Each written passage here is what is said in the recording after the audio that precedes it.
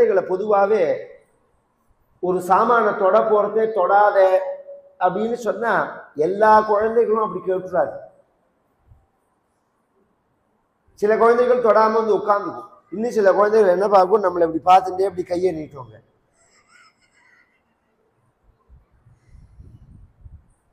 அது செய்யாதேன்னா அதை செய்யறதெல்லாம் அது ஒரு அழகர். அதுக்கு பேர் விஷமம்னு பொதுவாக சொல்லுவோமே தவிர அது ஒரு அழகர். அது இருக்கணும், அது வேணும், அந்த தீ வேணும். கீழ்ப்படிதல்ங்கிறது வேற. அதே சமயம் வந்து செஞ்சுட்டே இருக்கணும். இன்னொருத்தர் சொல்லி நாம ஒடிஞ்சு போய் உட்காரவே கூடாது. வாழ்க்கை தோல்வியோ அவமானமோ நமக்கு ஏற்படக்கூடியதான துரோகங்களோ கஷ்டங்களோ நம்ம வாழ்க்கைக்கு பாடம். அதெல்லாம் நம்ம வாழ்க்கையில் அதெல்லாம் ஒரு அனுபவம் மாதிரி நமக்கு. அது நாம் அதனால உற்சாகம் இன்னும் டபுள் மடங்கு வரணும். அந்த எண்ணம் ஹிருதய எண்ணம் ஓடிண்டே இருக்கணும். இந்த குழந்தை தானே குந்தி என்ன பண்றாள், இவர் போன உடனே மறுநாள் காத்தால தனியா இந்த மந்திரத்தை ஜபம் பண்ணலாம்ங்கிறது. எந்த தெய்வத்தை உத்தேசிச்சு பண்றையோ அந்த தெய்வம் வரும் அப்படின்னு சொல்லியிருக்காரா. இந்த குழந்தை பிறக்குங்கிறதெல்லாம் அது என்ன விவரம்னே அதுக்கு தெரியாது. 7 வயசு 8 வயசு குந்தி கேட்ப. பார்த்தா சூரியன் தான் தெரிஞ்சார். சூரியனை பார்த்து அந்த மந்திரத்தை ஜபம் பண்ணினார். சூரியன் பிரத்யட்சமாயிட்டார். பிரத்யட்சமானா இவ பயந்துட்டான். குந்தி பயந்து போன உடனே, நீ என்னை உத்தேசிச்சு இந்த மந்திரத்தை ஜபம் பண்ணினதுனால இந்த மந்திரத்தோட பலன் என் மூலமா உனக்கு குழந்தை பிறக்கணும். கவனிச்சு கேட்கணும் கதையை. ஆனா குழந்தை பிறக்கிறதுன்னு உடனே ஆணும் பெண்ணும் கூடினார்கள். இந்த புத்தியில என்ன இருக்கோ அதுதான் கண்ணுல தெரியும். பெருங்காயம் தின்னவன் பேசினா பெருங்காய நாத்தம் தான் வரும். வெங்காயம் தின்னவன் பேசினா வெங்காய நாத்தம் தான் வரும். ஏலக்காய் சாப்பிட்டவன் பேசினாதான் ஏலக்காய் வாசனை வரும். அது மாதிரி இங்க என்ன இருக்கோ அதுதான் படும்னு சொல்றோமோ. இந்த கதையெல்லாம் ஒன்னும் வடமொழியில உள்ளத படிக்கணும். யாராவது அதுக்கு டிரான்ஸ்லேஷன் பண்ணதை படிக்க கூடாது. என்னைக்குமே ஒரு மொழியிலிருந்து இன்னொரு மொழிக்கு நாம மொழி மாற்றம் செய்யும் போது முழுமையான பொருளை சொல்லிட முடியாது. அதுல மிஸ்டேக் வரும். அங்க என்ன இருக்கு, சூரிய பகவான் என்ன சொல்றாருன்னா, யோனில் யதா நதுஷ்யேதா அப்படிங்கிறார். உன்னை நான் தொடமாட்டேங்கிறார். தொடாம என் மூலமா உனக்கு குழந்தை பிறக்கும்ங்கிறார். அப்படின்னா இன்னைக்கு புரியல, அந்த காலத்துல புரியுமான்னு கேட்டா தெரியாது. சில பேருக்கு தோணும், ஒரு பெண்ணு பூ பெய்யறது அப்படிங்கிறது அல்லது வயசுக்கு வர்றதுங்கிறது அதுக்கப்புறம் தானே குழந்தை பிறக்கும். அப்படி கிடையாது. இந்த பெண் குழந்தைகள் பிறக்கும் போதே அந்த எஃகு இருக்கு பாருங்க, அந்த எக்கை கவுண்ட் பண்ண முடியும். எத்தனை எஃகு இருக்கு அவள்கிட்ட அப்படிங்கிறது அதெல்லாம் இருக்கு. அதெல்லாம் படிக்கணும். இதெல்லாம் தப்புன்னு முழுசா ஒதுக்கக்கூடாது, விரசமாவும் மனசுல வாங்கிக்க கூடாது. அறிவை வளர்த்துக்கிற விஷயம் அது. பெண் குழந்தைகளுக்கு அந்த எஃகு இத்தனை கவுண்ட்னா இத்தனை கவுண்ட் இருக்கும். ஒரு 1000 2000 உத்தேசிச்சோம்னா அத்தனை எக்கோட பிறக்கும். அது அந்த எக்கை எப்ப வேணாலும் யூஸ் பண்ணிக்கலாம். அந்த ஒரு சிஸ்டத்துல சூரிய பகவானுடைய அருளால ஒரு குழந்தை பிறக்கிறது, தோன்றது. உடனே பிறக்கும் போதே கவச்சம் குண்டலம் இவைகளோட அவன் பிறந்தத்தினால கர்ணனும் வசுசேனனும் பெயர். வசுனா தங்கம், அவனோட ஒரிஜினல் பெயர் வசுசேனன்னு தான் பெயர். கர்ணன் அப்படிங்கிறது பின்னாடி வரது பேர் மாறி சில காரணங்களால. அந்த குழந்தை பிறந்த உடனே இவள் 8 வயசா பயந்து போய் இவளுக்கு யாரு உபதேசம், யார் இவளை வழி நடத்தினார்கள்னு புரியல. ஒரு பொட்டியில வச்சு சில தங்கங்க சில இன்னும் கொஞ்சம் கோல்டு எல்லாமும் வச்சு ஒரு ஆத்துல விட்டுட்டான் இந்த பொட்டிய. அது கங்கையில கலக்கிற நதி. அது கங்கையில கலந்து ஹஸ்தினாபுர பட்டணத்துல ஒரு தேரோட்டி அவருடைய மனைவி 2 பேருக்கும் குழந்தை கிடையாது. அவர்கள் நித்தியப்படி சூரியனை வழிபடுபவர்கள். இன்னைக்கு கிராமங்கள்ல அந்த பழக்கம் மாறி போயிடுத்து. சூரிய வழிபாடுங்கிறது நம்ம தொன்று தொட்டு நம் முன்னோர்கள் காலத்திலேருந்து உண்டு. குளிச்ச உடனே இப்படி சூரியனை பார்த்து கிராமத்துல எல்லாருமே வழிபடுவார்கள். இன்னும் சில பேர் நார்த் இந்தியாலாம் போனா அந்த சொம்புனால ஜலம் விட்டு கூட வழிபடுவார்கள். ஆண்களும் வழிபடுவார்கள், பெண்களும் வழிபடுவார்கள். இந்த வழிபாடு ஒரு முறை. அதுபடி அவர்கள் வழிபடும் போது இந்த பொட்டி மேலே இடிக்க, அதை பிரிச்சு பார்த்தா குழந்தை இருக்க, இது பகவானே நமக்கு கொடுத்த குழந்தைன்னு நினைச்சு அவர்கள் எடுத்து வளர்த்ததுனால தேரோட்டியினுடைய மகன் அவருக்கு பேர் வந்ததே தவிர ஒரிஜினலா அவர் குந்தியோட மகன். இந்த சமயம் அஸ்தினாபுர பட்டணத்துல துரோணாச்சாரியார் ஒரு ஸ்கூல் ஆரம்பிக்கிறார். கொஞ்ச நாள்ல துரோணாச்சாரியார்னு ஒரு பெரிய முனிவர், அவர் ஒரு ஸ்கூல் ஆரம்பிக்கிறார். அஸ்திர சஸ்திரங்கள் கத்துக் கொடுக்கிறது. அஸ்திரம்னு ஒண்ணு, சஸ்திரம்னு ஒண்ணு, பானம்னு ஒண்ணு. அஸ்திரம்னா என்ன அப்படின்னா பெரிய பெரிய குண்டுகள் சொல்றோம்னு இன்னைக்கு. அந்த குண்டுகள் ஒவ்வொரு வடிவத்துல இருக்கு. ஒரு ஒரு குண்டை போட்டா நெருப்பு, இப்ப எந்த குண்டை போட்டாலும் நெருப்பா தானே வருது. இன்னும் டெக்னாலஜி மாறும் கொஞ்ச நாள்ல. நம்ம புராணங்கள்ல இருக்கிறத சொல்றேன் நான். ஒரு குண்டை போட்டா மழை பெய்யும். இப்ப அது வந்துடுது. சீனா அந்த மேக வெடிப்பெல்லாம் அந்த மேற்கு பக்கத்துல சில இடங்கள்ல பண்ண ஆரம்பிச்சிருக்கார்கள். நம்மளாலையுமே அதை பண்ண முடியும். மழை வேணும்னா பெய்ய வைக்க முடியும். இன்னும் சில குண்டை போட்டா புயல் காத்து கிளம்பும். இன்னும் சில குண்டை போட்டா காற்று இல்லாம பண்ண முடியும் அந்த இடத்துல. இன்னும் சில குண்டை போட்டா விஷ பாதைகளா கெமிக்கலா பண்ண முடியும். நாகாஸ்திரம்னு இருக்கு, வாருணாஸ்திரம்னு இருக்கு, ஆக்னேயாஸ்திரம் அப்படின்னு இருக்கு, பர்வதாஸ்திரம் அப்படின்னு இருக்கு. எல்லாத்துக்கும் மேல பிரம்மாஸ்திரம்னு இருக்கு. சிவபெருமானுடைய அஸ்திரம் பாசுபதம் அப்படின்னு பேரு. விஷ்ணுவோட அஸ்திரம் வைஷ்ணவாஸ்திரம்னு இருக்கு.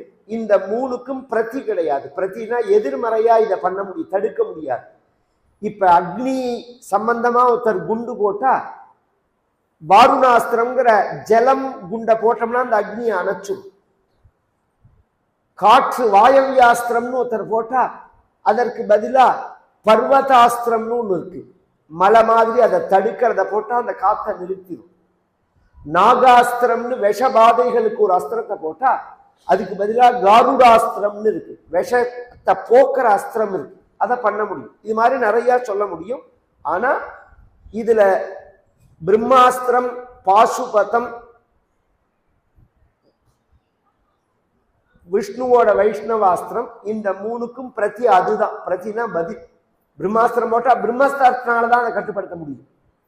பாசுபதம் போட்டா பாசுபதத்தினாலதான் அதை தடுக்க முடியும். வேற ஒன்றை வச்சு தடுக்க முடியாது. இதெல்லாம் கேட்டுக்கோங்க. இதெல்லாம் என்னத்துக்கு தேவைன்னு சொல்லிட்டு போகாதீங்க. இதெல்லாம் இன்னைக்கு குழந்தைகள் காதுல விழுந்ததுன்னா ஒரு 20 வருஷத்துல நான் சொல்ற டெக்னாலஜி வரத்தே புரியும். இதை 97ல் நான் டெல்லியில ராமாயணம் சொல்லும் போது ராமாயண சம்பந்தமா ஒரு விஷயம் சொன்னேன். சப்தவேதின்னு ஒரு அஸ்திரம், அதை தசரதன் போட்டால்தான் ஒரு சிரவணகுமாரன்னு ஒரு ரிஷிகுமாரனை அடிச்சான்னு வரும். அந்த பானத்துக்கு சப்தவேதின்னு பேர். சப்தவேதினா சவுண்டு எங்க இருக்கோ அந்த இடத்த பேர் தாக்கும். அது சவுண்டு எங்கேருந்து கிரியேட் ஆகுதோ அந்த இடத்த குறி வச்சு தாடுக்கும். அப்படிங்கிறத இப்ப டிஃபென்ஸ்ல சீஃப்ல இருந்தார் சுவாமிநாதன் ஒருத்தர். அவர் கதைக்கு வருவார் ரெகுலரா, ராமாயணம் கேட்பார்கள். அப்படி உள்ள தேசம். இந்த கதை முடிஞ்சவுடனே சொன்னார் தீட்சிதர், தமிழ்நாட்டுக்காரர். இது இப்ப நம்ம டிஃபென்ஸ்ல ரிசர்ச்ல இருக்குன்னு. இப்ப நீங்க சொல்ற விஷயம் டிஃபென்ஸ்ல ரிசர்ச் பண்ணிட்டு இருக்கோம் அப்படின்னா, இப்ப சமீப காலத்துல வந்த இந்த கவர்மெண்ட் இது மாதிரி நம்ம வேதங்கள்லையும் சாஸ்திரங்கள்லையும் புராணங்கள்லையும் என்ன இருக்கோ அதெல்லாம் எடுத்து ரிசர்ச்சுக்கு உட்படுத்த ஆரம்பிச்சிருக்கார்கள். அதனாலதான் இவ்வளவு பெரிய டெக்னாலஜியோட, ஏன்னா அந்த கண்டென்ட் போய் இன்னொருத்தர்கிட்ட வாங்க வேண்டாம், நம்ம கிட்டே இருக்கு. நான் முத நாள் ஒரு விஷயம் சொன்னேன். ஃப்ளைட்டை ரன் பண்றதுக்கு 27 வகையான ஃபியூல் சொல்றார் பரத்வாஜர். இந்த பெட்ரோலை வச்சுதான் பிளைட்டை இயக்கணுங்கிறது கிடையாது, 27 வகை சொல்றார். இந்த அஸ்திரம் அது மாதிரி குண்டா உள்ளதுக்கு அஸ்திரம்னு பேர். சஸ்திரம்ங்கிறது ஆயுதங்கள், கத்தி, சூலம், இது மாதிரி உள்ளதுக்கு அஸ்திரம்னு பேர், சஸ்திரம்னு பேர். வெறும் அம்பு, வில்லு அம்புன்னு சொல்றோமோ அதுக்கு பானம்னு பேர். இதுல ஒரு விஷயம் என்னன்னா, இந்த ஆயுதத்துல பானத்திலையும் சஸ்திரத்திலையும் அஸ்திரத்தை வச்சு அனுப்ப முடியும், அதுல வச்சு அதை பிரயோகம் பண்ண முடியும். இன்னைக்கு அது ராமர் பண்ணினார்லாம் இருக்கு, அதை இன்னைக்கு சொல்றேன்னா இந்த ஏவுகணையில வெறுமனையை ஏவுகணையை போடலாம், அதுல குண்டை வச்சு அனுப்பலாம்னு சொல்றாலும் அது மாதிரின்னு வச்சுக்கோங்களேன். இந்த பயிற்சி எல்லாம் தெரிஞ்சவர் துரோணாச்சாரியார். அந்த துரோணாச்சாரியார் ஸ்கூல்ல பஞ்சபாண்டவர்கள் படிக்கிறார்கள், கௌரவர்கள் படிக்கிறார்கள். அப்ப 2 பேர் படிப்புக்கு சேர வரார்கள். ஒன்னு கர்ணன், இன்னொன்னு ஏகலைவன். கர்ணன் வந்த உடனே அப்ப ஒரு சட்டம் என்னன்னா, க்ஷத்திரியர்களுக்கு மட்டும்தான் இந்த டெக்னாலஜியை சொல்லி கொடுக்கறது அப்படிங்கிற ஒரு கட்டுப்பாடு உள்ள காலம் அது. ராஜாக்களுக்கு மட்டும்தான், மற்றவர்களுக்கு சொல்லி கொடுக்க மாட்டார். அதனால கர்ணனை கூப்பிட்டு கேட்டா, நீ எந்த ராஜாவோட மகன்னா? நான் இங்க ஒரு தேரோட்டியோட மகன்னா. அப்ப இந்த ஸ்கூல்ல சேர முடியாதுன்னுட்டார். ஏகலைவன் வந்தான். ஏகலைவன் ஒரு வேடுவன், அவன் வந்தான் சேரணும்னு. நீ எந்த ராஜான்னு கேட்டார். நான் ஒரு வேடுவன்னா. உன்னை சேர்த்துக்க மாட்டேன்னுட்டார். இன்னைக்கும் இந்த விஷயம் எதிர்மறையா உள்ளவர்களால பேசப்படுகின்றதான விஷயம். இதை திரிச்சு பேசுறது, ஜாதி பார்த்து பிறப்புனால ஒருத்தனுக்கு தகுதியா அப்படி நிர்ணயம் பண்ணலாமா?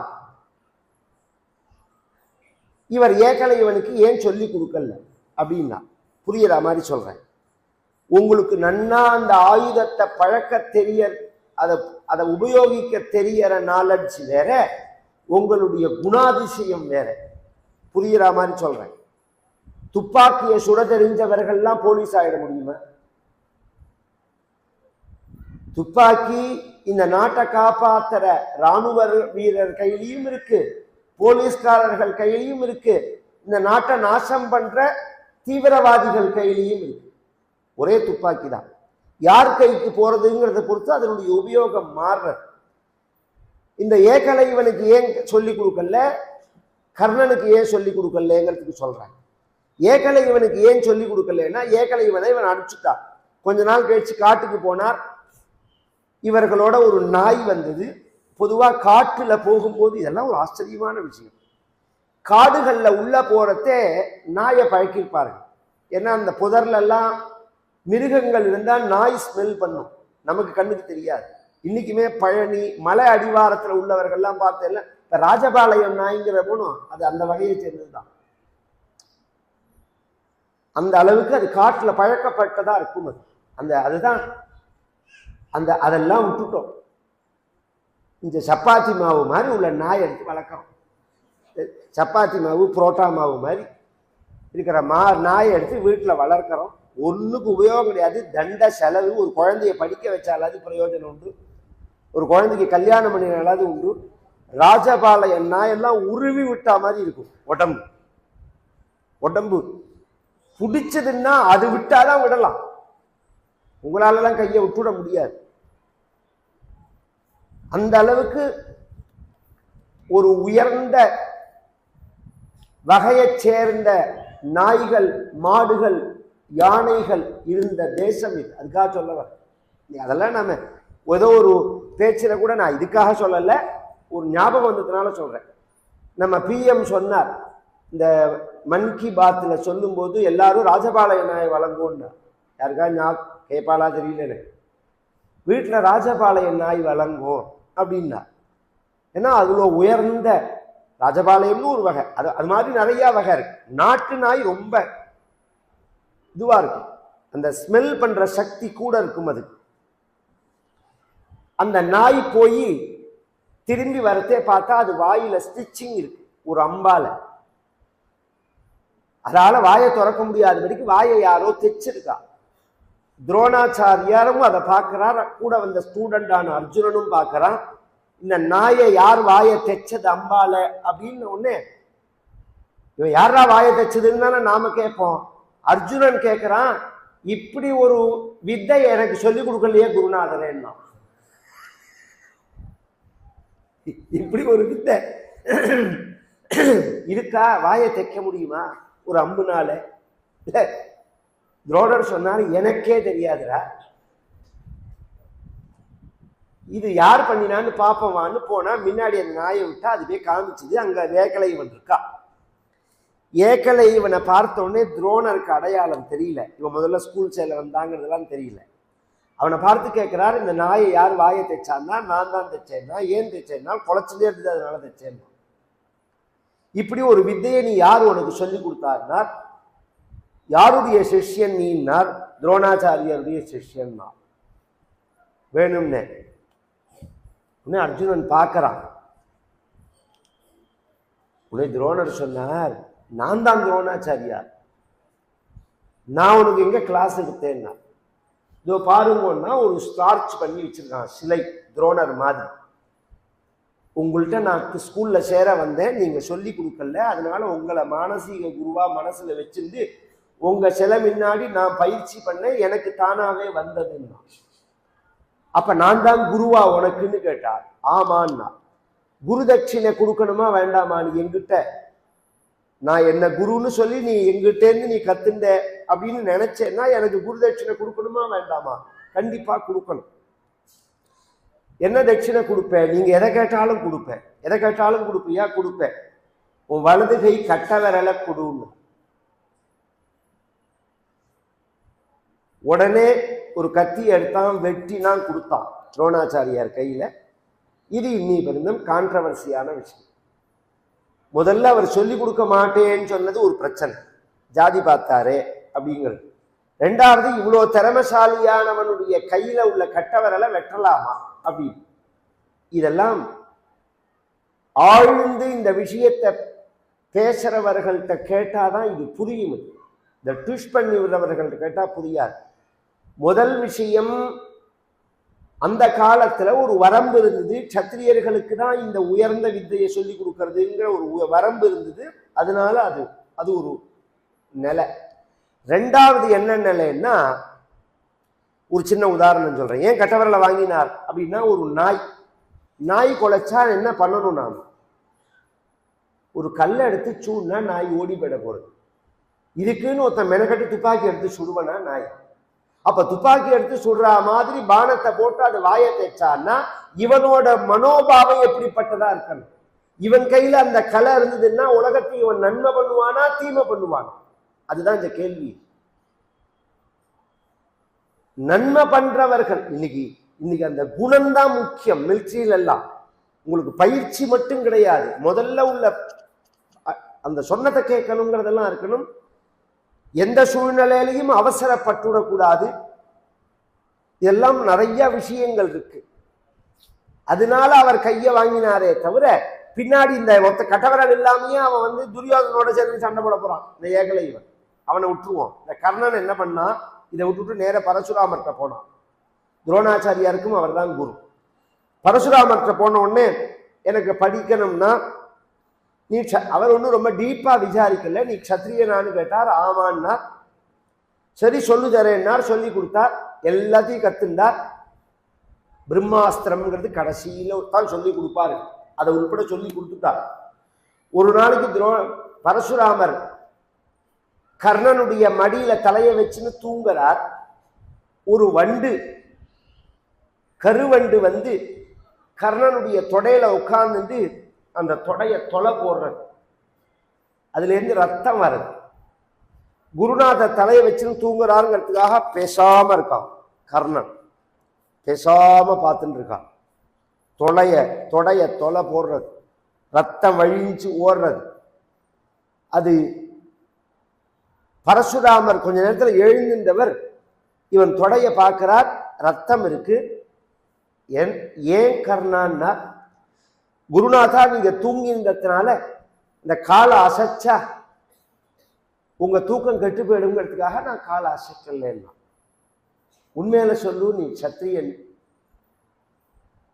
அவன் என்ன சொல்லி சேர்ந்தான்னா பிராமணன் சொல்லி சேர்ந்தான். சேரும்போது பிராமணன் சொல்லி சேர்ந்தான். நான் இன்னொருத்தருக்கு டீச்சிங் இருக்கணும், அதனால எனக்கு வேணும்னா இப்ப சொன்னார் உண்மையில சொல்லு, நீ பிராமணன் கிடையாது. ஏன்? பிராமணனா இருந்தா இந்த ரத்தத்துக்கு கண்டு பயந்து போயிருப்பான். இவ்வளோ ரத்தம் வழிஞ்சு ஓடுறது அவ்வளோ வலியா இருக்கு, இவ்வளோ உறுதியோட நீ பேசாம இருக்கேன்னு சொன்னா இது சத்திரியர்களுக்குள்ள சுபாவம் தான். அந்த ரத்தத்துலதான் இந்த ஊர் இருக்கு, இந்த குணங்கள். இப்ப சொல்லுன்னா இவன் இது மாதிரி நான் ஒரு தேரோட்டியால வளர்க்கப்பட்ட, எனக்கு அப்பா அம்மா யாருன்னு தெரியாதுன்னா என்கிட்ட நீ பொய் சொல்லி சேர்ந்ததுனால நான் என்னால சொல்லப்பட்டதான அந்த பிரம்மாஸ்திரம் உனக்கு எப்ப தேவையோ அப்ப மறந்து போயிடும். சாபத்தை கொடுத்துட்டான். இது ஃபர்ஸ்ட் சாபம். ரெண்டாவது தடவை இவன் வேட்டையாடிட்டு வரும்போது ஒரு சமயம் ஒரு முனிவருடைய பசுமாட்டினுடைய கன்று மேல தேரை ஏற்றிட்டான் கர்ணன். அந்த கண்ணுட்டி துடிதுடிச்சு அங்கேயே செத்து போயிடுது. கர்ணன், இது தவறுதல் எல்லாருக்குமே வரும், தவறு செய்யாத மனிதன் கிடையாது, வேணும்னு யாருமே செய்ய மாட்டார்கள். இவன் என்ன பண்ணியிருக்கணும், இறங்கி இது யாரோடதுன்னு விசாரிச்சு அவர்கள்ட்ட மன்னிப்பு கேட்டு அதற்குள்ள நஷ்ட ஈடு கொடுத்துட்டு வந்திருக்கணும். இது எங்க யாரு, இவன் ராஜாவானத்துக்கு அப்புறம் நடந்த கதை, அங்க தேசத்துக்கு ராஜாவானத்துக்கு அப்புறம் நடக்கிறது. சாபத்தை சொல்லணுங்கிறதுக்காக முன்னாடி சொல்றேன். அவனை யாரோடதா இருந்தானே, யாரோ ஒரு முனிவரா இருக்கும், அவர் என்ன பண்ண போறான்னு சொல்லிட்டு வந்துட்டான். அந்த முனிவர் சாயங்காலம் மாடு கறக்கிறதுக்காக கன்றை தேடும்போது கன்றை காணும்னு உடனே நம்ம ஹிந்து மதத்துல கன்று ஊட்டாத பசும்பால பூஜைக்கெல்லாம் எடுத்துக்க கூடாது. கன்று இல்லாத பசுமாட்டினுடைய பாலை உபயோகப்படுத்த மாட்டார். யாருக்கா தெரியுமா? இன்னைக்கு தெரியாது. முதல்ல நாம என்ன குடிக்கிறோங்கிறது எனக்கு தெரியாது, நாம என்ன பால் குடிக்கிறோங்கிறதே எனக்கு தெரியாது. அது தெரிஞ்சான்னா இது தெரியறதுக்கு. கன்று ஊட்டாத பசுமாட்டினுடைய பால் எடுக்கக்கூடாது பூஜைகளுக்கெல்லாம். கன்று ஊட்டி அதன் பிறகுதான் அந்த பால் எடுத்துக்கணும் பூஜைக்கு அப்படின்னு சாஸ்திரம். இவர் கன்று பேடுத்துன்ன உடனே இதை பார்க்கிறார், கர்ணன் தான் செஞ்சான் அப்படின்ன உடனே அந்த தவறுதல் சகஜம். இவர் என்ன பண்ணிவிட முடியும்னு தானே அவன் போனான். அப்ப என்ன பண்றார், இந்த திமிருக்கு ஒரு தண்டனை கொடுக்கணும்.